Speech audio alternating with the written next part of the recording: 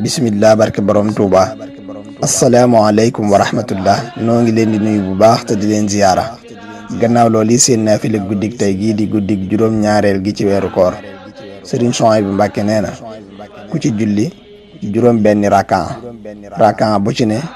nga jàng fatiha benn yoon jàng xul yaa ayyuhal kaafiruuna ba saaru jeex juróom-ñaari yoon jàng xul huwallaahu ahad ba saaru jeex juróom-ñaari yoon ku def loolu laaye ju ci nekk dees na ko ci bindal aw yiwu te it dana mel ne ku saraxe junniy dinaar te lu mu ñaan yàlla mu may ko ko